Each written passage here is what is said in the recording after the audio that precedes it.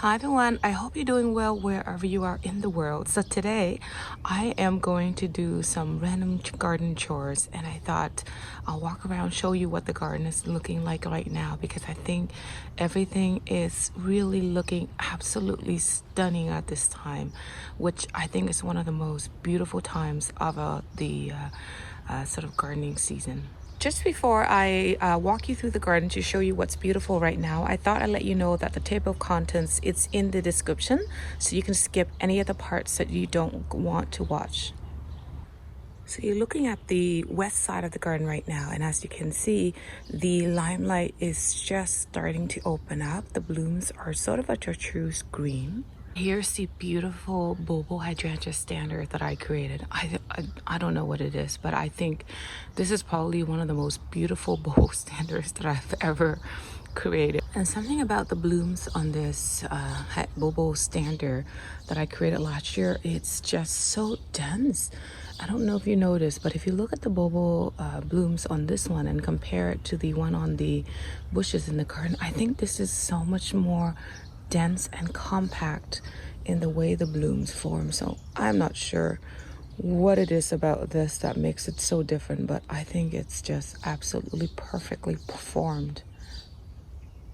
And just over here, you'll see that I've got a drift of bobo hydrangea bushes over here.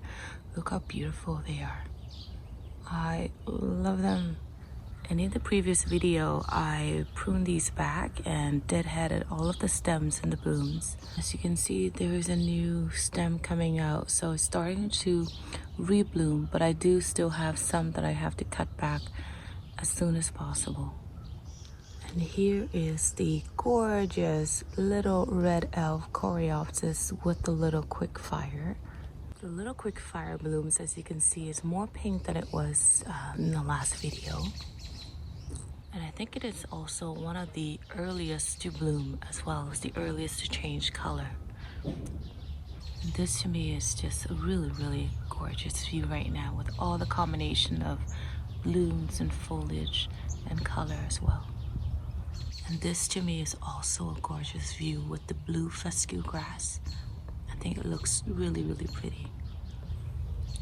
And we're coming across here, which is my Sonic Bloom Wigelia. And this is a pearl color, sort of a pearly white with a little hint of pink.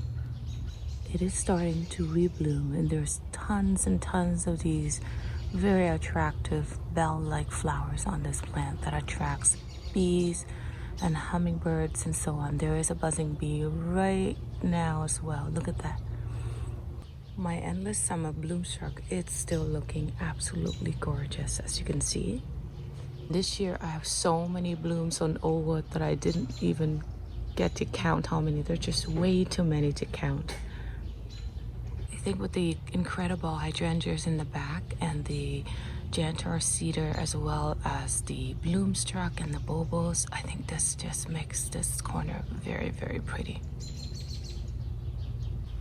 And here's another beautiful, gorgeous hydrangea, which is the firelight that you're seeing with the hint of blush pink on the blooms. I think they are most gorgeous when they've got a little bit of hint of pink on them. If you see my video from last year, you'll see that this was a tiny little plant that I planted from a root cutting that I divided from the mother plant, which I'll show you in a sec. And I did prune it back drastically, so everything that you see here is new growth, so the blooms are gigantic. And there's something about these blooms that I actually really love, and I think I don't know, but just the way that the petals form and the blooms sort of combine into this conical shape. And also the other thing is they don't flop like some of the other hydrangeas, like the vanilla strawberry or the limelight, which makes them even more attractive to me. And as you can see, it's got a little bit of chlorosis, but I did treat it, so I think it's getting better.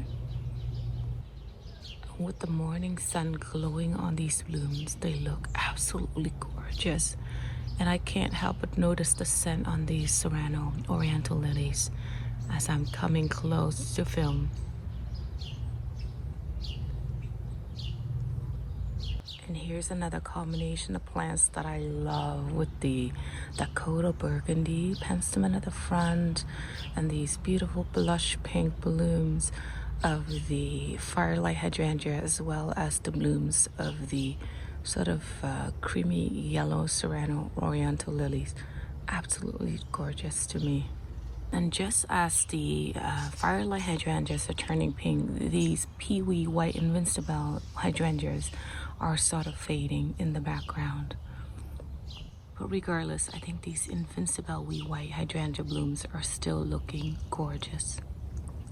And this view with the sunlight shining on these blooms and a little bit of sort of a fog-like look, I think that just looks so dreamy. And here's a full view of two bulbul hydrangea bushes that I've got here. Look how beautiful they are. Absolutely gorgeous. I can't say enough about these bulbos as well because they are probably one of my favorites as well. These blooms are just so puffy and, I don't know, dreamy looking. The other thing about these bulbul hydrangea blooms is that they are not floppy. The stems are really, really strong. And even with the heavy windstorm and thunderstorm that we had a few days ago, they were standing upright, which makes them really, really attractive to me. I think there are some hydrangeas like the smooth hydrangeas. They look somewhat pretty with their sort of floppy habit, but I think on panicles, I like them upright. This is almost my absolute favorite view right now. Looking at the garden from here, with the limelight tree in the back, the blooms on the east side. It's starting to turn white, and then all the oriental lilies sort of blooming against the fence, with the firelight hydrangeas here turning a blush pink in the baskets. I think it's just really, really pretty. Oh, and don't forget the blue jangles, macrophylla hydrangeas as well. Just gorgeous combination of colors, I think. And I have to be looking and admiring these lilies right now because I just noticed that some of them are starting to fade, and the scent, it just absolutely heaven. It's just so strong. The perfume, even now when I'm out here, they're just absolutely intoxicating, but in such a good way, I think. This year, I'm really, really loving the blooms on the firelight hydrangeas.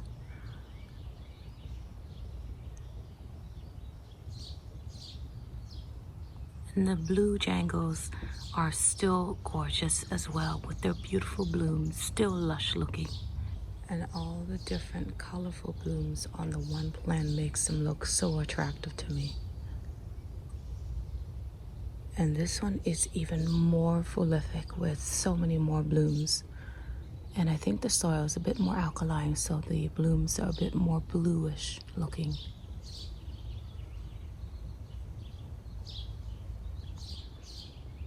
And don't forget the little bobo tree there as well that I created a couple years ago. Its trunk is still skinny, but look at the blooms on top. So cute. And my black eye Susan, it's blooming right now as well. And these lilies are just gorgeous. Look at this. This is one single plant, one stem. And I have a few smaller ones down here that are not as tall. When we moved here 5 years ago, I only took one bulb with me, and in 5 years I have divided and moved them around, and I have so many now around the garden. And when I do plant things, I like to plant them in mass, so I always like to have multiples of the same item throughout the garden. And here we're looking at the lava lamp flare hydrangea. It's also another gorgeous hydrangea that I like as well because of its sort of lace cap like blooms. And because I pruned this one far back, like to about 50%, the new stems that here are also from new growth, and all these blooms are much more bigger than they were last year. And I fell in love with this lava lamp flare hydrangeas because it reminded me of the pinky winky hydrangea that I used to have in my previous garden. I don't know about you, but I love lace cap blooms on hydrangeas. I think they look really, really pretty and somehow magical. The lace cap blooms of the lava lamp flare hydrangea is also attracting a lot of bees as well. Look at that. So the bees are going around feeding on the fertile blooms on these lace cap panicles. And here's the original firelight hydrangea that I had in the garden. And if you look at my previous video, you could see that this looks a lot different than what it did last year. It's all about the pruning, I think. And I think last year, I didn't prune it all that much. But this year, I've decided to prune it way back. And I think, like I said, I took it back to about 50%. And because I pruned it back so drastically, there's just so much more new growth. And the blooms are so much bigger than what they were last year. And this one somehow is a little bit behind the smaller plant on the other side of the garden. So as you can see, the blooms have just started turning a little bit pink. I would say that this plant is about a week or so behind the other firelight hydrangea. Here's the firelight blooms on the east side. We're going to go across to the lava lamp flare hydrangeas. And here we are coming across to the other firelight on the west side of the garden and the hedge of bobos and the limelight. And the recent windstorm that we had recently damaged this bobo the most because the stems are somewhat weak. And it's only a little bit weaker than usual because, like I said, it was just recently created as a standard and the blooms are just a little heavy. So sometimes with newly planted things, the stems aren't as strong as they should be. So by this time next year, everything should be much better looking. Here's another view that I really like as well.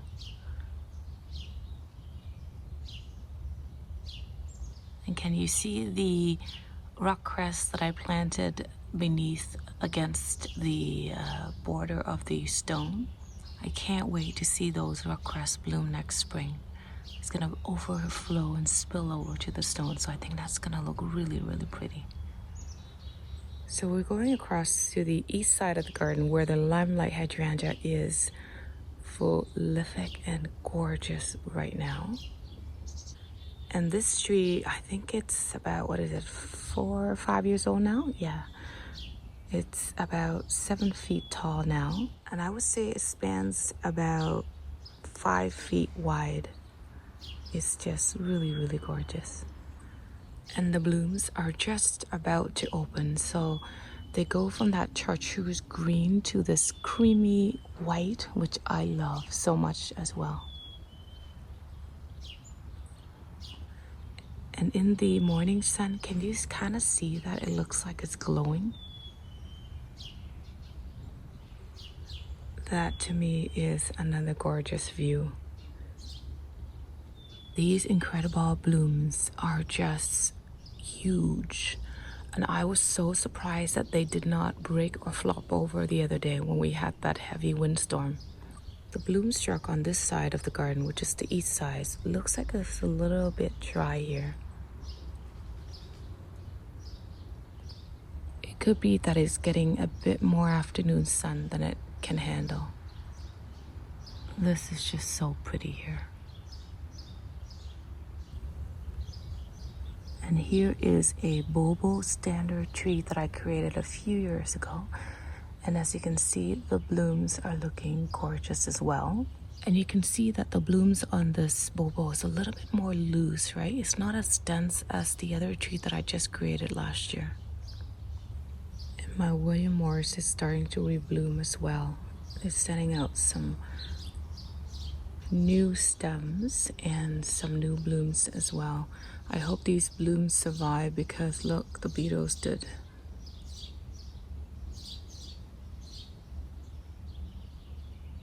Look at the leaf. That's what happens when the beetles go through the garden. On this side, I've got 2 plants of the beefsteak tomatoes here, and there's lots of fruits on them. And the limelight standard in the pot is just starting to turn a chartreuse green as well. Here's another favorite view of my front garden. I love this shade of pink quick fire blooms with the containers and how full they look in the spiral. Looks so pretty. And the quick fire standard is starting to turn a gorgeous pink now. And I cannot get quite enough of these quick fire panicles here. The color is just perfectly blush pink. And look at this. It's like a blush pink all over the blooms. And the quick fire is so good at attracting bees and butterflies. And all of those insects are feeding on these fertile blooms. Look at that. And as soon as the bulbul hydrangeas bloom, the daisies starting to fade. I think these banana cream daisies will continue to look beautiful for another week or so, because some of them, as you can see, are starting to fade. And I should probably go around and deadhead some of the old blooms on here as well, which I probably will do that later, to let the plant focus its energy on producing new growth soon. And here the blooms on my little lime are starting to turn a creamy white.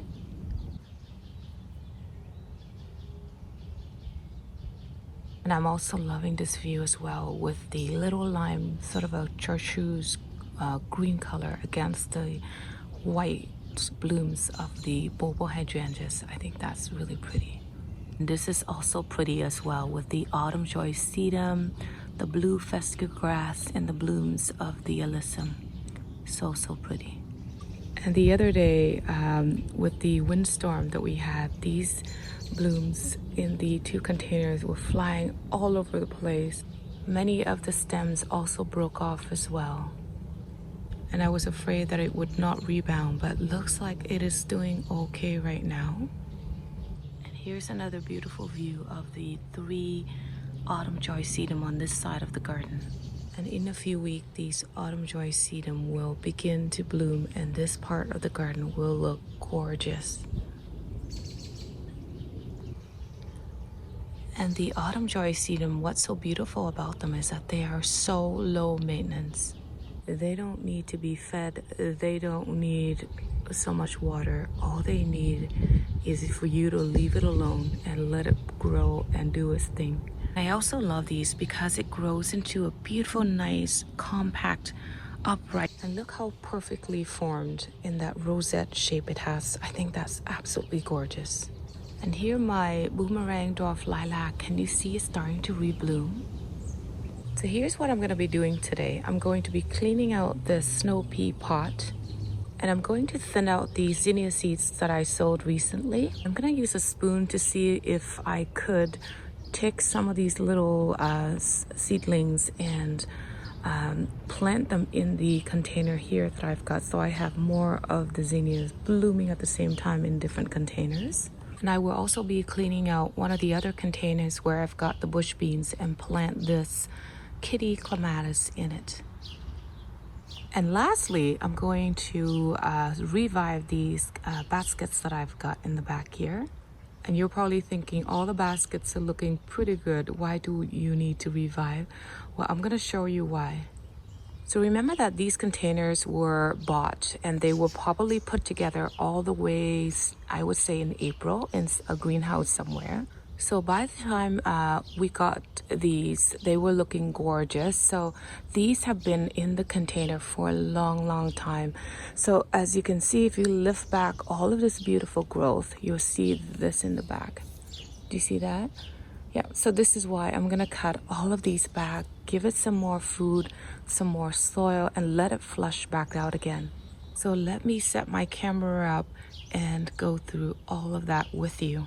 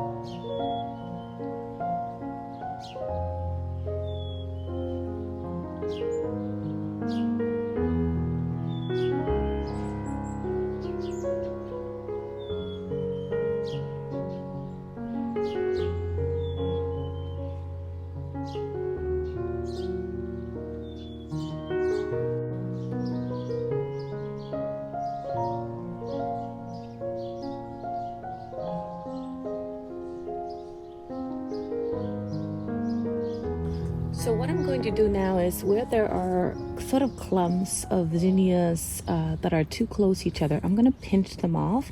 And if I see one that's sort of like by itself that I could technically transplant, then I would use a spoon to just scoop up the entire root and just plant it in the new pot. Okay, so anyhow, and I usually try to aim for about 2 inches between each of the zinnias, just to give them enough space and enough room to grow.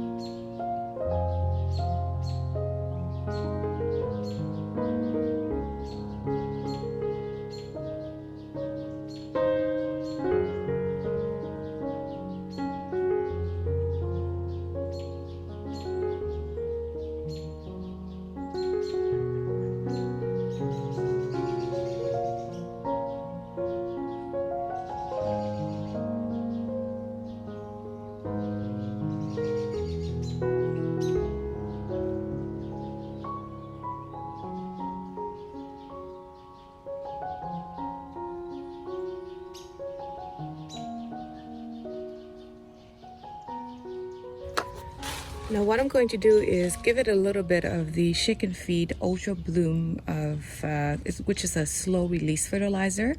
I did already give this back in May, but I thought, I'll give it a little boost since I just cut so much of the old growth away, and this was just gonna revive the plant.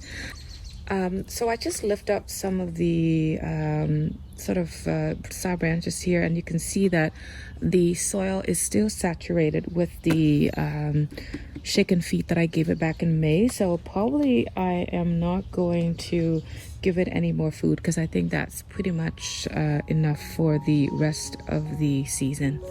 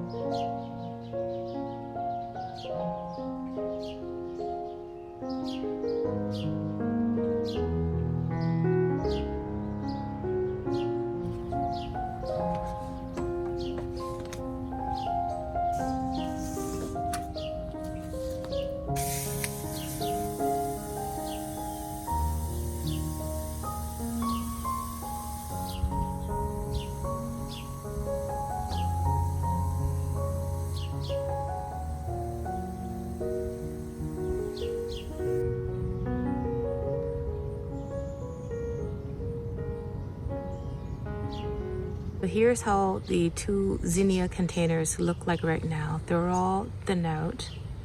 So I think I'm gonna wait another, I would say 3-4 days until I see another set of new leaves, and then I will start to fertilize these with the rest of my annuals.